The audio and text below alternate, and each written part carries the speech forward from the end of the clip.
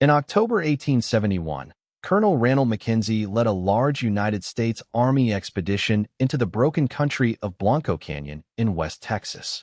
His target was the Coxateca and Quahati Comanche, including warriors associated with the young Quanah Parker. Mackenzie had survived the Civil War, collected wounds and promotions, and built a reputation as one of the Army's most relentless frontier commanders. But the Southern Plains demanded a kind of knowledge that military experience alone could not provide. On the night of October 9th, Mackenzie's troops camped inside unfamiliar terrain. Somewhere beyond their sight, Comanche scouts already knew the Army's position, strength, and condition.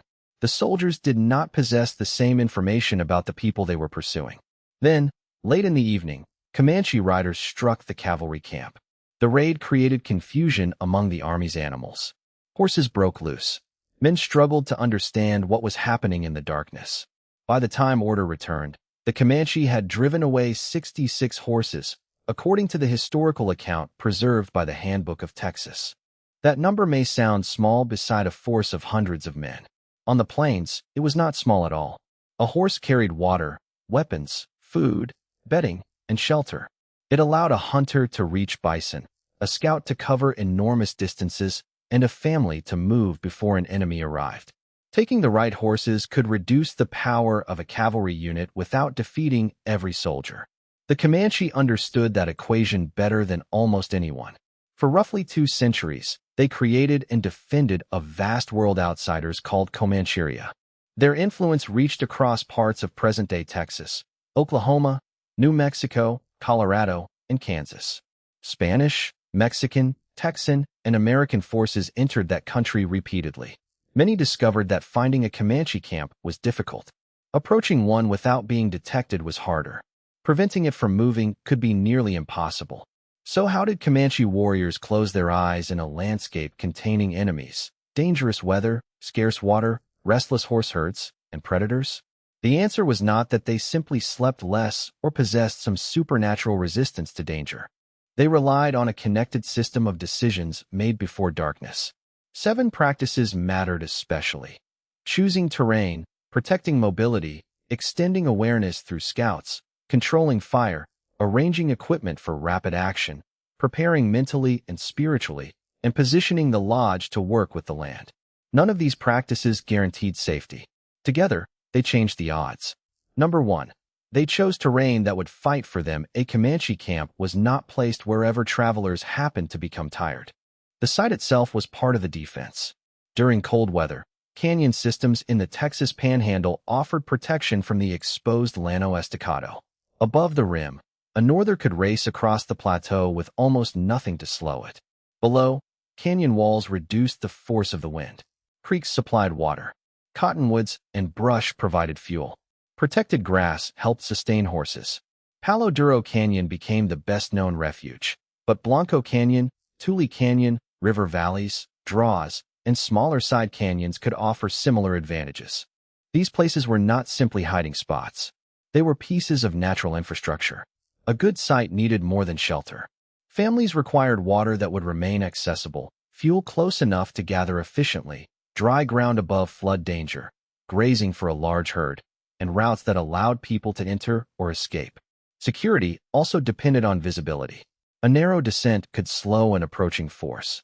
High ground could provide observation. A side canyon might conceal a trail known to local riders, but invisible to someone viewing the country from a map. In warmer seasons, the calculation could change. On open plains, a camp needed clear sight lines. Thick brush directly beside a sleeping area could conceal an enemy. Slightly elevated ground could reveal movement at a distance, while a nearby water source remained essential. This knowledge accumulated across generations. A creek was not merely water. Its banks revealed recent traffic. Grass showed where animals had passed. Dust, broken branches, smoke, birds, and horse behavior could all carry information. Army officers often described the plains as empty. The Comanche experienced the same landscape as a field of signals. Before the first lodge pole entered the ground, the camp had already gained or lost part of its safety. But even the best location could become dangerous. Weather changed. Scouts discovered enemies. Water declined. Grazing disappeared. The next principle therefore mattered as much as the first. Never allow a secure campsite to become a prison. Number 2. They protected the horses that made escape possible. Popular retellings sometimes claim that Comanche warriors routinely brought favorite war horses inside family tipis and even forced relatives to sleep outside. The image is memorable, but it should not be presented as a universal nightly practice without stronger evidence. The more important and better supported truth is that horses occupied the center of Comanche survival. The Comanche became extraordinary breeders, trainers, traders, hunters, and mounted fighters. Different animals could be valued for speed, endurance, hunting, raiding, racing, breeding, or everyday transport. A warrior might reserve a particularly trusted horse for moments when rapid movement mattered most. At night, the wider herd required active management. Animals needed grazing and water, but allowing them to spread too far increased the danger of theft or stampede. Camps could use terrain, guards, ropes, hobbles, and the herd's position relative to the lodges to balance feeding with security. Valuable mounts could be kept close and prepared for immediate use. A warrior awakened by an alarm did not want to search through darkness for the animal on which his life depended. The reason was brutally practical. On foot, the distances of the southern plains became more dangerous. Water might be many miles away. A person could not easily transport a lodge, robes, food, and weapons. Hunting became harder. Escape from mounted enemies became unlikely. The Blanco Canyon raid demonstrated the principle from the opposite direction. Quanah's riders did not need to destroy Mackenzie's entire command. By driving away 66 horses, they imposed delay, confusion, and loss on a force that depended on mobility. Comanche families understood that their own system carried the same vulnerability. Herd guards therefore watched for unusual movement. Riders knew the sounds of their animals. Horses reacting to an unfamiliar smell, predator, or approaching person could provide warning before a human observer saw the danger. The horse was transportation, wealth, military power, hunting equipment, and emergency escape combined into one living asset. Protecting it was not sentimentality. It was protecting the ability of the camp to exist tomorrow somewhere else. And those animals were not watched only from inside the camp. Long before most people settled down, others had already moved outward into the darkness. Number 3. They extended the camp's eyes with scouts. Canyon walls could delay an enemy. Open sight lines could reveal one. Neither mattered if everyone stopped paying attention. Comanche security extended far beyond the circle of lodges. Scouts and guards watched trails, ridges, water sources, and likely approaches. Their task was not simply to shout when an attack began. It was to prevent surprise from developing in the first place. The 1871 Blanco Canyon campaign reveals the advantage clearly. Mackenzie's force included cavalry, infantry, and Tonkawa scouts. The soldiers hoped to locate Comanche camps in country the army still understood poorly. Comanche observers detected the column and monitored it while avoiding capture. That created an imbalance of information. The army knew it was searching. The Comanche knew where the searchers were. A skilled scout did not have to remain dramatically visible on a hilltop. He could use broken ground, distance, shadow, and the speed of his horse. He watched dust clouds, counted riders, studied their direction, and noticed when men or animals became exhausted. Tracks revealed how recently a group had passed. The spacing of prints suggested speed and organization. Dung, ash, dropped equipment, and damaged vegetation added more clues. At night, light and sound became important. At dawn, reflections or other agreed signals could transmit information without a messenger riding directly into the camp. No historical system worked perfectly, and camps could still be surprised. But layered observation increased the time available to respond. Minutes could be enough to wake sleeping families, gather children, mount warriors, secure essential possessions, or send the herd toward an escape route. A longer warning might allow an entire camp to disappear before the enemy arrived. This is one reason Comanche groups repeatedly seemed to vanish from pursuing soldiers. The army often imagined that it had lost the trail through bad luck. In reality, the people being pursued were making decisions based on information the pursuers did not possess. The scouts protected the camp by seeing without being seen. Yet vision had limits. Darkness concealed movement, but it also made one human activity far more visible. A flame that warmed a few people could reveal them to someone miles away. Number 4. They treated fire as a signal that could betray them on an open plain at night. Fire is never only fire. It is warmth, cooking, light, companionship, and protection. It is also a beacon. The glow can be seen at great distance. Smoke may remain visible after sunrise. The smell can travel downwind. Fresh ash tells a tracker how recently a camp was occupied. For a group moving through dangerous country, the decision to make a fire required judgment.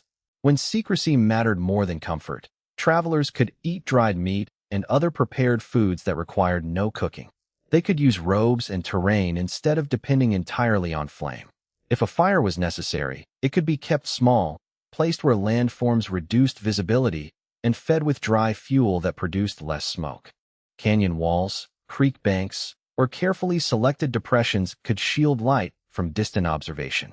Wind direction mattered because smoke carried both scent and evidence. Inside a teepee in a secure winter camp, fire served a different purpose. A small central hearth could provide heat and cook food, while smoke flaps allowed ventilation. The goal was controlled warmth, not an enormous blaze. Too much flame wasted fuel and increased sparks.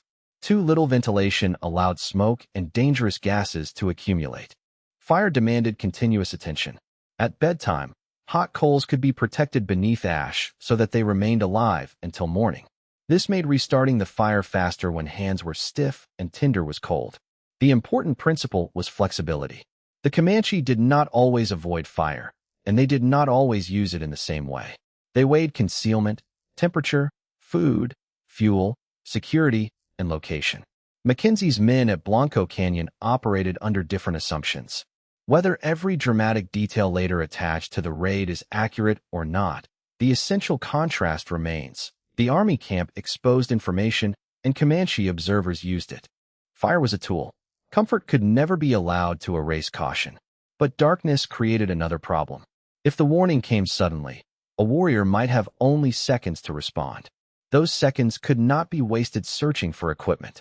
Number 5. They arranged essential equipment before closing their eyes. A weapon stored somewhere inside a dark lodge was not necessarily a weapon ready for use. Before sleeping in uncertain country, essential items could be placed in familiar positions. A bow, arrows, lance, firearm when available, shield, clothing, moccasins, and riding equipment needed to be reached without confusion. Comanche bows were compact enough for mounted use and could be extremely effective in skilled hands.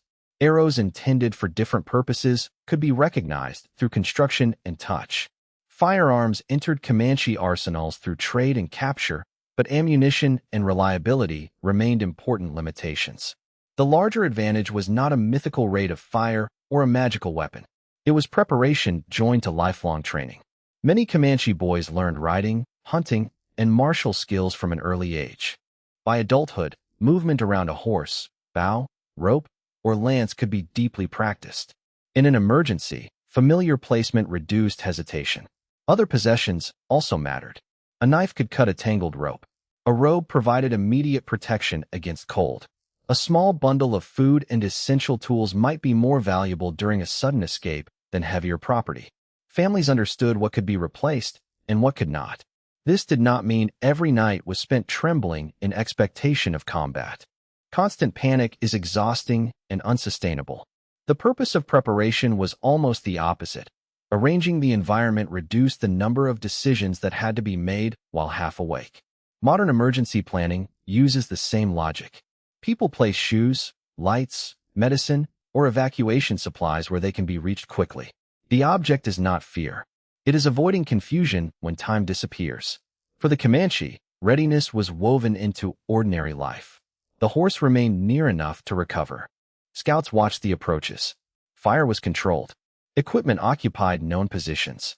With those physical preparations complete, another kind of preparation helped people meet uncertainty without being consumed by it. Number 6. Practical readiness and spiritual life were connected. Outside observers often separated Comanche actions into two categories. Terrain, horses, weapons, and fire were labeled practical. Prayer, visions, medicine, and ceremony were labeled supernatural.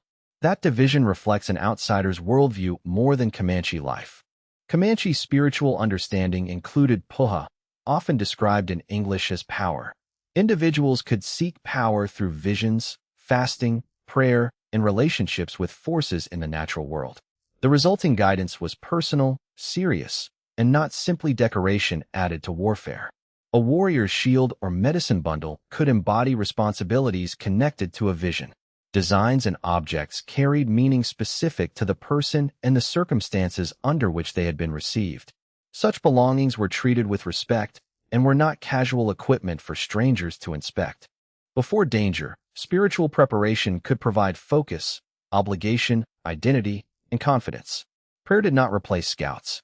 A medicine shield did not eliminate the need to protect horses.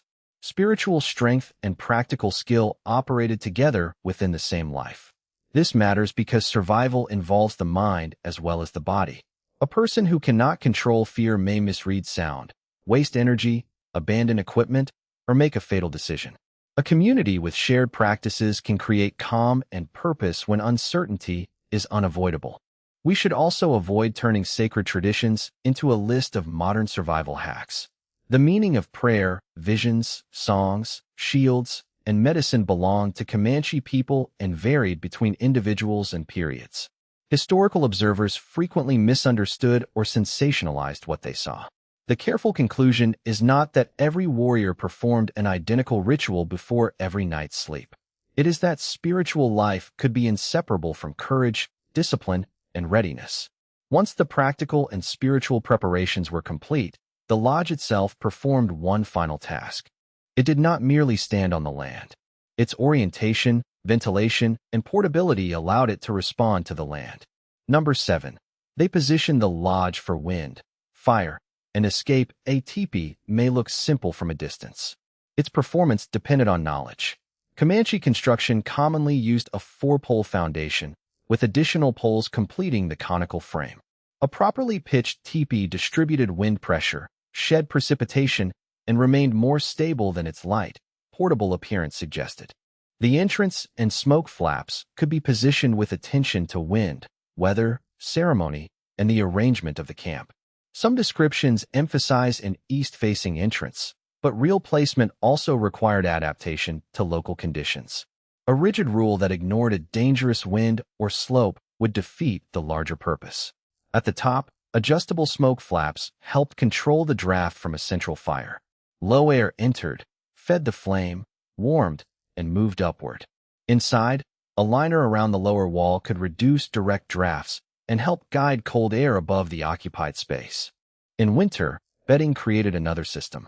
Dry grass, mats, hides, blankets, and bison robes insulated sleepers from frozen earth.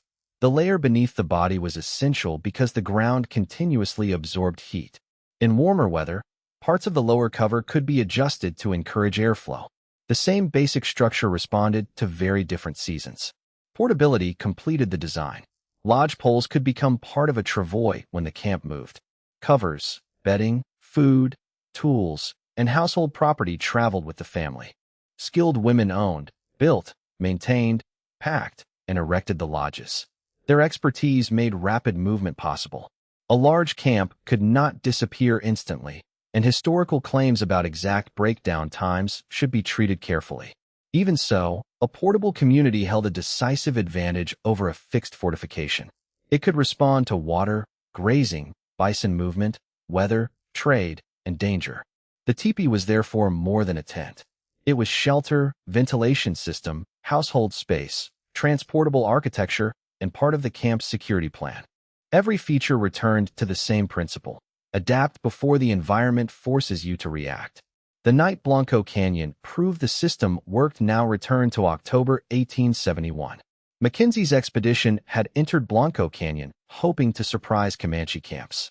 Instead, Comanche scouts monitored the soldiers, Quanah's riders struck their animals, and 66 army horses were driven away. The campaign continued. Soldiers pursued through difficult country.